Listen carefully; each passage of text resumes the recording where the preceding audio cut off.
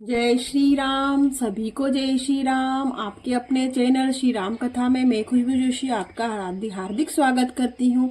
सबसे पहले हम प्रभु श्री हरि की चरण वंदना करेंगे और सभी देवी देवताओं से आह्वान करेंगे कि आइए और हमारे साथ इस महान ग्रंथ का श्रवण करें।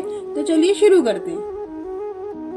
पिछले अंक में हमने पेज नंबर 253 से उसका समापन किया था। तो जैसा कि नियम है, हम पहले उसका अंतिम श्लोक पढ़ेंगे। छंद लागी पखारन पाए पंकज प्रेम तन पुल कावली नभ नगर गान निशान जय धुनी उमगी जनु चहु दिसी चली जे पद सरोज मनोज अरि उर सर सदैव विराज ही जे सतत सुमिरत बिमलात मन सकल कली मल भाज ही। सियावर रामचंद्र जी की जय। जे परसी मुनि बनीता लही गति रही जो पात कमई मकरंदु जिन जो शंभु सिर सुचिता अवधि सुर बरनई करी मधुप मन मुनि जोगी जन जैसे सुमी मतल गति लही ते पद पखारत भाग्य भाजनु जनक जय जय सब कही। सियावर रामचंद्र जी की जय। जिनका स्पर्श पाकर गौतम मुनि की स्त्री अहिल्या ने जो पापमयी थी परम गति पाई, जिन चरण कमलों का मकरंद रस गंगा जी शिव जी के मस्तक पर विराजमान है, जिसको देवता पवित्रता की सीमा बताते हैं, मुनि और योगी जन अपने मन को भोरा बनाकर जिन चरण कमलों का सेवन करके मनोवांछित गति प्राप्त करते हैं, उन्हीं चरणों को भाग्य के पात्र जनक जी धो रहे। वह देखकर सब जय जयकार कर रहे। बर कुंवरी कर तल जोरी साख चारु दो कुल गुरु करई भयो पानी गहनु बिलो की विधि सुर मनुज मुनि आनंद भरई सुख मूल दुलहु देखी दंपति पुलकतन हुलस्यो हियो करी लोक वेद विधानु कन्यादानु नृप भूषण कियो। दोनों कुल के गुरुवर और कन्या की हथेलियों को मिलाकर शाकोच्चार करने लगे। पाणी ग्रहण हुआ देख ब्रह्मादि देवता मनुष्य और मुनि आनंद में भर गए।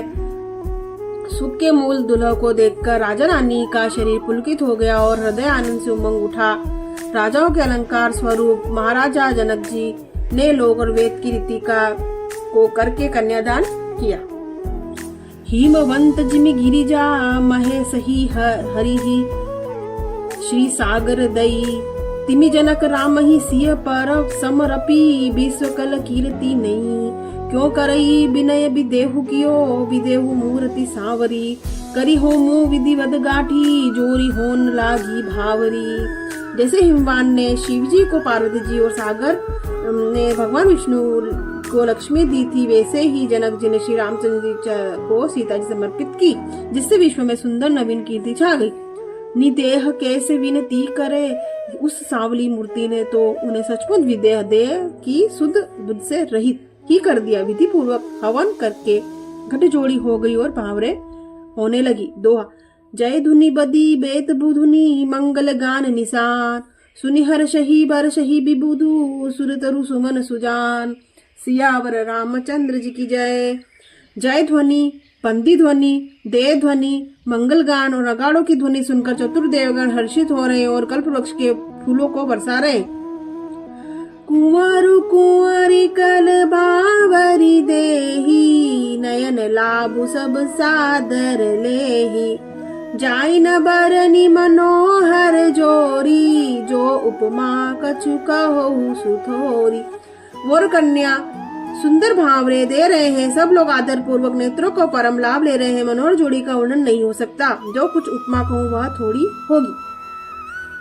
राम सिय सुंदर प्रति छाही जगत गात मनी खम्बन माही मनहु मदन रति धरी बहु रूपा देखत राम बिहाउ अनुपा। श्री रामचंद्र जी और सीता जी की सुंदर परछाई मणियों के खंभों से जगमगा रही है, मानो काम देवता रति बहुत ही रूप धारण करके श्री रामचंद्र जी के अनुपम विवाह को देख रहे हैं। दरस लाल सा कुछ न थोरी प्रकटत दूरत बहोरी बहोरी भय गमन सब देखी निहारे जनक समान अपान बिसारे उन्हें कामदेव और रति को दर्शनों की लालसा और संकोच दोनों ही मन कम नहीं है, अर्थात बहुत है, इसलिए वे मानो बार प्रकट हो रहे और छिपते। सब देखने वाले आनंद मग्न हो गए और जनक जी की भांति सभी अपनी धुन सुदबुद भूल गए। प्रमुदित मुनि नह भावरी फेरी, नेग सहित सबरी तिनि बेरी, राम सिय सिर सेंदुर देही, शोभा कही न जाति विधि केही। मुनियों ने आनंद पूर्वक भावरे फिराई और नेक सहित सब रीतियों पूरा किया। श्री रामचंद्र जी सीता जी के सिर में सिंदूर दे रहे और शोभा किसी प्रकार भी कम नहीं जाती। अरुण पराग जलजु भरिनी के, सिंहसी भूष अहिलोभ समी के, बहुरी वशिष्ठ दीनी अनुशासन, बरु दुल्हीनी बैठ एक आसन। मानो कमल को लाल पराग से अच्छी तरह भरकर अमृत के लोभ से सांप चंद्रमा को भूषित कर रहा है। यहाँ श्री रामचंद्र जी हाथ में कमल की, शेंदूर को पराग की, श्री रामचंद्र जी की श्याम भुजा के सांप की और सीता जी के मुख को चंद्रमा जी की उपमा दी गई। फिर वशिष्ठ जी ने आज्ञा दी, सब दुल्हा को दुल्हन और आसन पर बैठे। छंद बैठे बरासन रामु जानकी, मुदित मन दशरथ भये, तनु पूलक पुनि पुनि देखी, अपने सुकृत सुर तरु फल गए नए। भरी भुवन रचा उछाहु राम विबाहु बा, सब ही कहा के ही भांति बरनी सिरात, रसनायक यहू मंगल सहा। सियावर रामचंद्र जी की जय। श्री रामचंद्र जी और जानकी जी श्रेष्ठ आसन में बैठे। उन्हें देखकर दशरथ जी मन में बहुत ही आनंदित हुए। अपने सुकृत रूप कल्प वृक्ष में नए फल आए देखकर उनका शरीर बार बार पुलकित हो रहा है। 14 भावनों उत्साह भर गया। सबने कहा कि श्री रामचंद्र जी का विवाह हो गया। जीव एक ही और मंगल महान है। फिर भला यह वर्णन करके किस प्रकार समाप्त किया जा सकता। तब जनक पाई वशिष्ठ आयसु, ब्याह साज सावरी कई, मांडवी श्रुति करती उर्मिला कोरी लई, हा करी कई। कुसकेतु कन्या प्रथम जो, गुणशील सुख सोमा भई, सब रीति प्रीति समेत करी, सो ब्याही नृप भरत ही दुई। तब वशिष्ठ जी की आज्ञा पाकर जनक जी ने विवाह का सामान सजाकर मांडवी जी, श्रुतकीर्ति जी और उर्मिला जी इन तीनों राजकुमारियों को बुला लिया।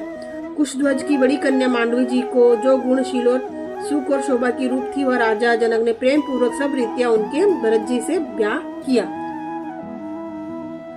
सियावर रामचंद्र जी की जय।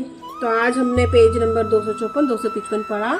अगले अंक में हम पेज नंबर 256 पढ़ेंगे। और अभी हमने श्री रामचंद्र जी और माता सीता के विवाह का वर्णन देखा और हम इतने आनंद हो रहे हैं इसमें, मानो हम उस काल में पहुंच गए हैं और हम स्वयं उस विवाह का दर्शन लाभ ले रहे, ऐसा हमको अनुभव हो रहा है और आपको भी हो रहा होगा। तो चलिए आज के अंक हम विदा लेते हैं।